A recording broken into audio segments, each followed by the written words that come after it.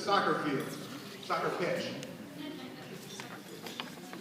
Our next presenters are two men who truly formed the bedrock and led the effort to the foundation that is a true powerhouse in now the Horizon League, and that's Panthers women's soccer.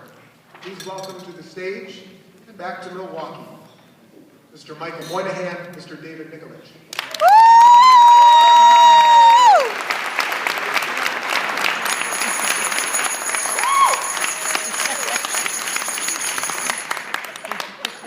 Hello, I'm Michael Moynihan, and I had the fortune of being Fanta's head coach for a number of years, and I'm honored to be here to present Fanta Cooper to you.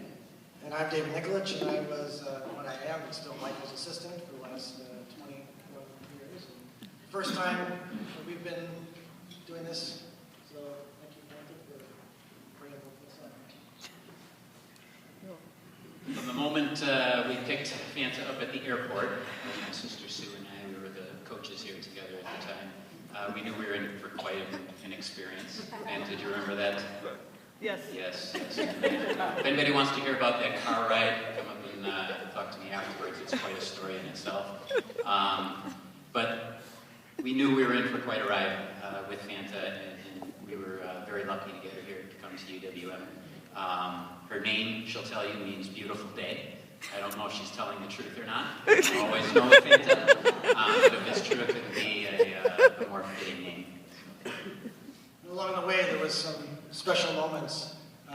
As an upperclassman, she chose a moment to, I would say, try to pick on one of the freshmen, try to get her into a wrestling hold. That person then proceeded to drop her, not once, but twice, in about 10 seconds. She picked the wrong freshman. Her dad was one of the elite wrestling coaches in Minnesota, and that was a good one. Then, also too, when Fanta decided senior year, or freshman year, that she was going to order a hot fudge sundae for dinner. Pre-game, before our first ever NCAA tournament. The team and all the future Panthers had little nutritional lessons. So they can thank you for all those no dessert nights. There's also the moments on the soccer field. Fanta was an exceptional soccer player, otherwise she wouldn't be here tonight. One of the noteworthy things that we remembered thinking back to those days was a victory.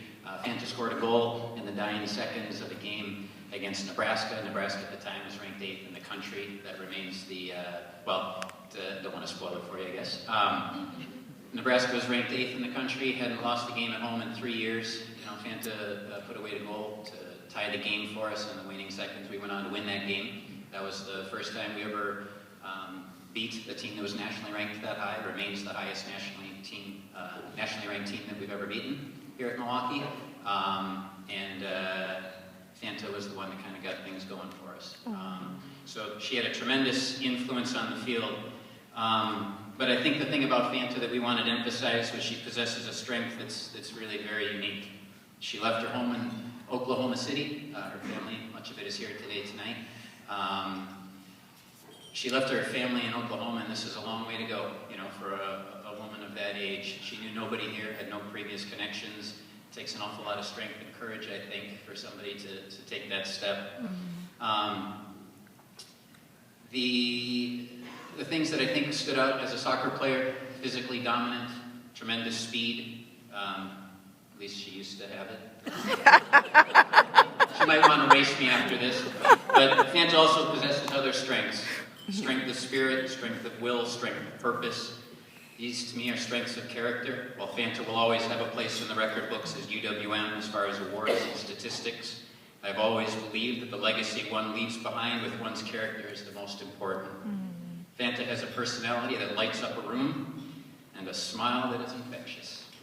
Aww. Come on, show. She's embraced learning and growth as both a soccer player and as a person, which is something we ask from all of our athletes.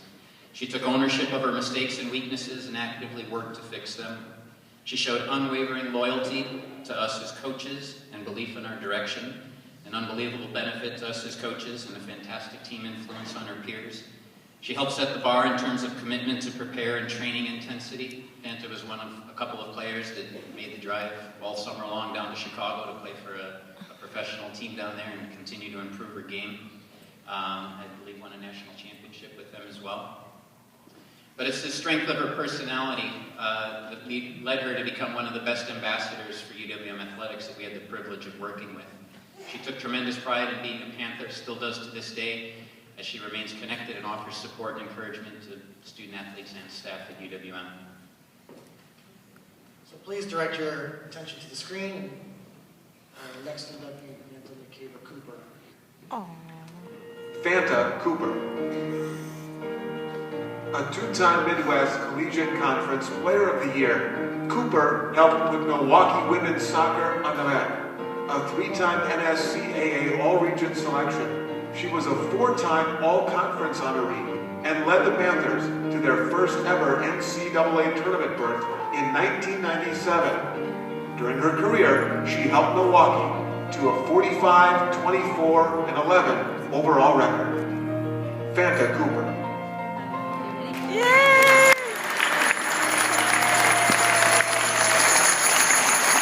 Ladies and gentlemen, please welcome the next inductee to the WNBA Milwaukee Hall of Fame. Welcome back, Fanta McCabe Cooper.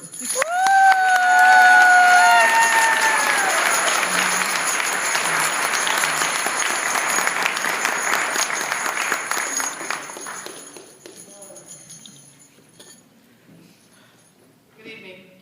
Good I'm evening. a little nervous, so please forgive me.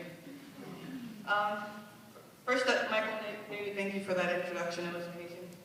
It made me cry. First, I'd like to thank the board of directors for bestowing me with this great honor. It's truly humbling to think that my name will be among some of the most talented former student athletes that UWM has produced. When Ginny called me and to congratulate me on being selected for the Hall of Fame, I was speechless.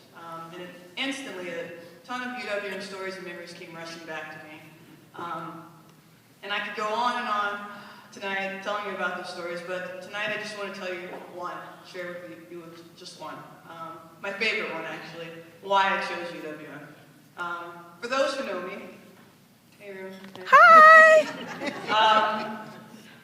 A number of you would say that I came to UWM because I had a crush on this guy here.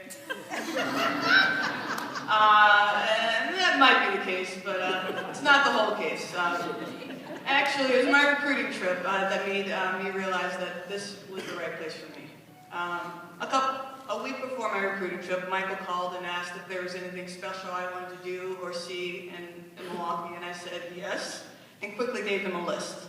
Side note, I watched the movie Blue Chips. Anyone remember that movie, Blue Chips? Older people? Blue Chips is a movie about how high school basketball stars were treated when they went on a recruiting trip.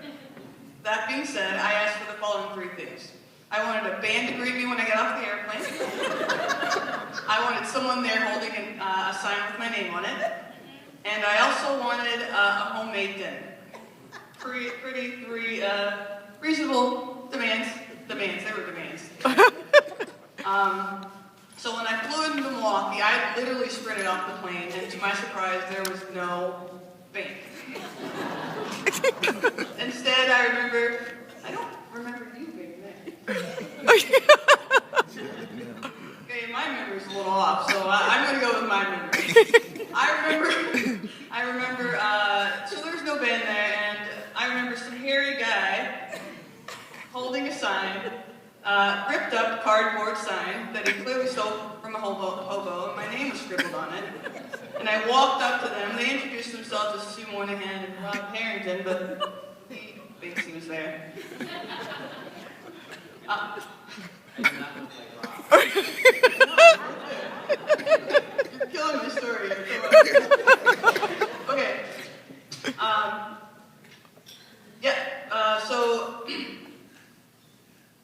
So I looked at Rob and I said, well, Rob, where's my band? He's like, I am your band. And he begins to whistle a tune. And I quickly turned to Sue and I'm like, Sue, where's Michael? and she's like, "Oh, he's been waiting all day for you, Fanta. Let's hurry up and grab your stuff so we can see you." So quickly grab my bags.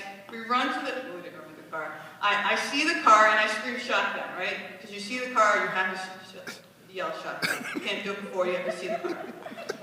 Rob looks at me and tells me to get in the back. And as I get in the back seat, there's a marker there, and that pathetic cardboard sign. Laughing at my own joke, I can remember Sue asking, "Why are all these cars honking?" And Rob, or Michael, whoever you want to decide to say, turns around and says, "Oh, that's because Fanta has that cardboard sign to the back of the window, and it says, 'Honk if you're amorous.'" Mother, seriously, the card said, "Honk if you love Jesus." And that day, Mother, everyone in Milwaukee loved Jesus. The homemade dinner I asked for took place at Michael's dad's place, Jim Moynihan's house, and I was expecting a small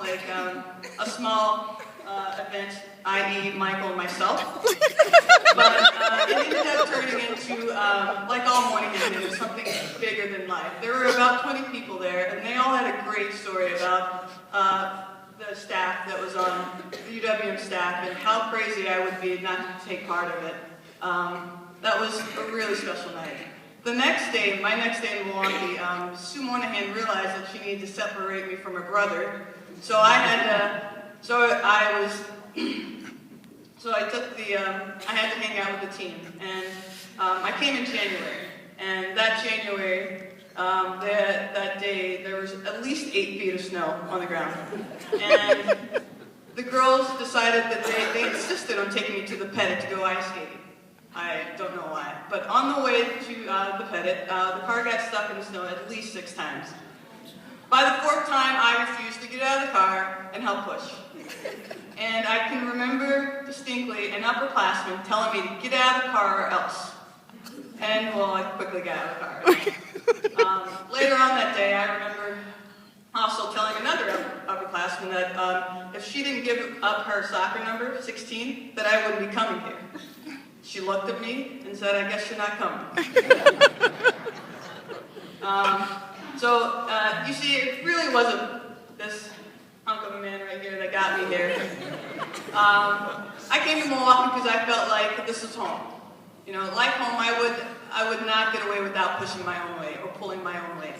Nor would I get everything I wanted, though I would try. And also, I knew here in Milwaukee with Michael and David and the Moynihan family and the Nicolich family and everyone else here, that I would be treated like family. And so, Milwaukee's home. You know, I tell a lot of people that I was raised in Oklahoma, but I grew up in Milwaukee. And I really believe that. Michael and David, I'm getting off the point here. I'm trying not to cry. Don't laugh, David. These 2 people behind me, they mean the world to me. And I could never fully express how much you two mean to me. But I will say this. You both are the standard that I hold everyone to, especially men. It might be the reason why I'm still single. But seriously, you two have shown me that coaching is more about, it's not about wins and losses, it's more about developing a player. So I really want to thank you for your patience. I know you had to have a lot to deal with me. So I thank you for your patience, for developing this wild girl from Oklahoma into a well-rounded wild woman from Oklahoma. One more thing, Michael. I cry every October 2nd. That's the year he's married. The day he's married, I'm sorry. It's painful. And David, I meant it when I said it. 15 years ago. But a day without you is a day without sunshine. Oh. A huge thank you also goes to my family, all seven of us. To my mom for your sacrifices, never letting me forget to count my blessings. I love you, Mother. To my teammates, thank you for coming out, ladies. Appreciate it. My friends, my professors, and my extended family. I really appreciate you guys coming out and showing your support for me tonight. Thank you again. Congratulations, fellow inductees. And that concludes my speech.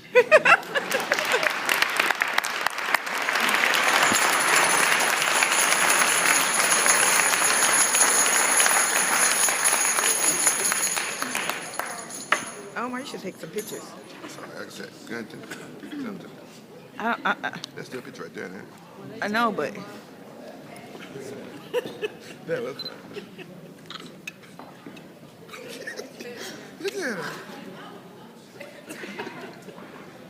She's terrible. I can't. Can't folks see that? I can't get it. I don't know what happened to it. There's no picture. Yeah, it does, but